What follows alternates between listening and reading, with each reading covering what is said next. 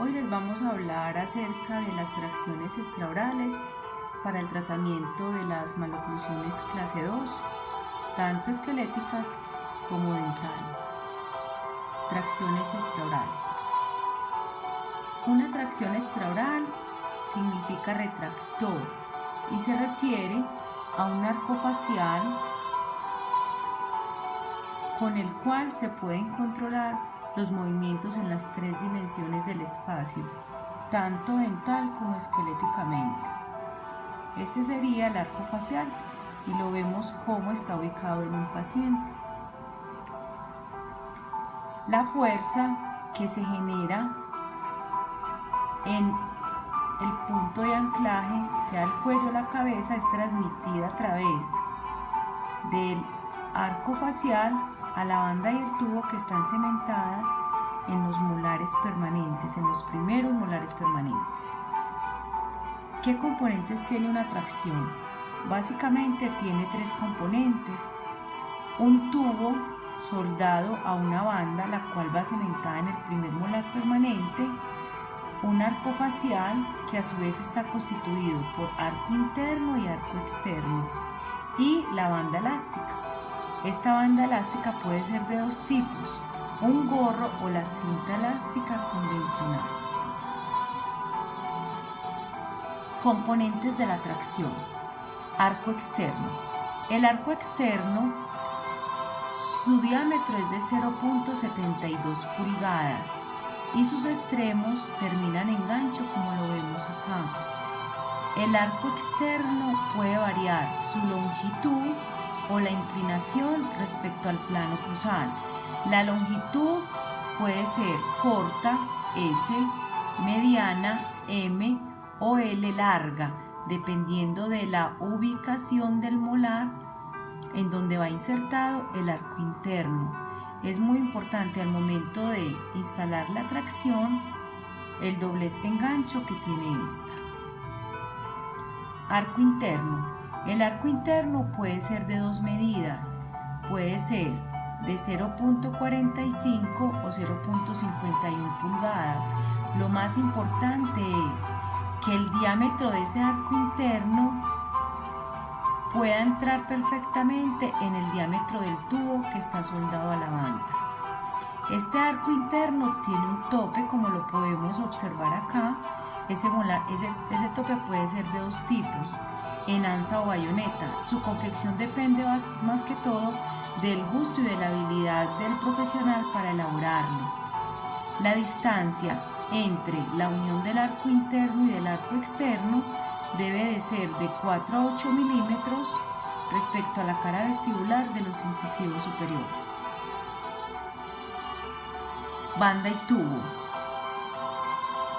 Lo primero que debemos de conseguir es adaptar una banda en el primer molar permanente, mandar a soldar el tubo, que debe ser un tubo exclusivamente para poder recibir el arco interno. Como lo podemos ver acá, no necesitamos que sea tubo doble, esto es en caso de que adicionalmente el paciente tenga ortodoncia, pero si es un paciente para ortopedia, no requiere sino que tenga el orificio para recibir el arco interno. ¿Qué característica tienen que tener estas bandas? Que deben de resistir las fuerzas de la tracción, y estos tubos pueden ir ubicados hacia gingival o hacia oclusal de la cara del molar.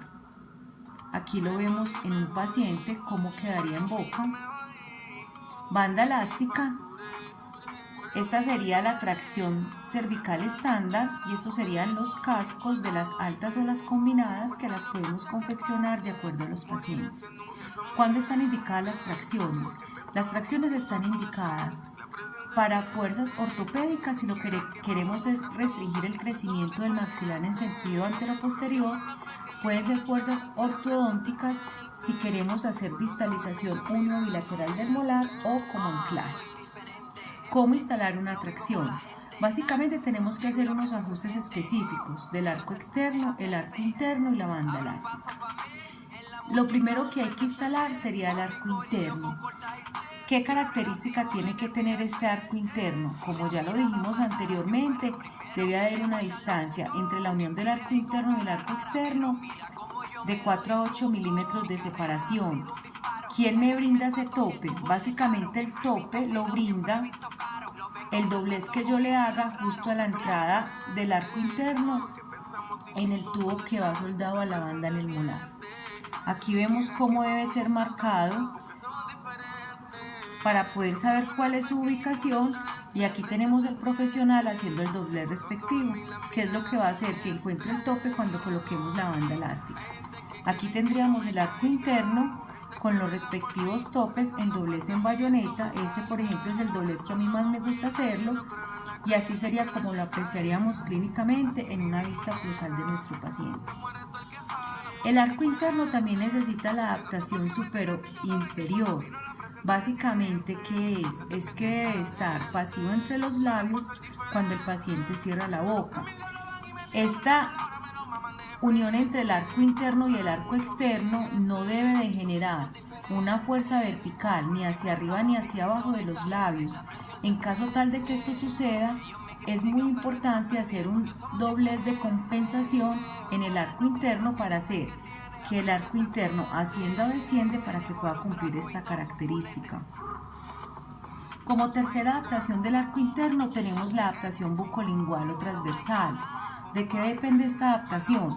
Básicamente dos condiciones. La primera sería la condición inicial transversal con la que viene nuestro paciente, y la segunda es conocer el efecto transversal de la tracción que nosotros vamos a utilizar. Básicamente debe haber una expansión unilateral mínimo de 5 milímetros, y lo que nosotros hacemos clínicamente es o constriñir o expandir el arco de acuerdo a esa necesidad del paciente. Luego continuamos con la adaptación del arco externo. Como ya vimos, podemos jugar o con la longitud en distancia SM o L, o también podemos jugar con la inclinación de acuerdo a la necesidad del paciente, si es paralelo al plano oclusal o si es inclinado hacia arriba o hacia abajo. Una vez determinemos la longitud de ese arco externo, procedemos con un alicate a reproducir este doblez en gancho, donde nosotros necesitemos que este quede. Y por último y para terminar, haríamos la adaptación o instalación del casquete o de la banda elástica. Básicamente, ¿en qué consiste? En que le vamos a imprimir las fuerzas que necesitamos de acuerdo también a esas necesidades del paciente. Es indispensable para poder determinar estas fuerzas utilizar este aditamento que es el Dontrix, con el cual nosotros podemos medir esas fuerzas. Esas fuerzas pueden ser de dos tipos, pueden ser fuerzas dentales o esqueléticas, de acuerdo a las necesidades de lo que nosotros queremos generar en el paciente. Si necesitamos generar efectos dentoalveolares, es decir, mover dientes, las fuerzas deben ser muy similares a las fuerzas utilizadas en ortodoncia, es decir, fuerzas leves y fuerzas continuas. Leves de 200 a 200 gramos fuerza por lado como máximo, y continuas el paciente debe utilizar la tracción de 20 a 22 horas día. Y si queremos conseguir efectos esqueléticos, es decir, redirigir el crecimiento del maxilar superior, utilizamos fuerzas ortopédicas, que serían fuerzas pesadas de 400 a 600 gramos por lado, y fuerzas intermitentes de 12 a 14 horas por día. Y con esto hemos terminado cómo instalar una tracción extraoral.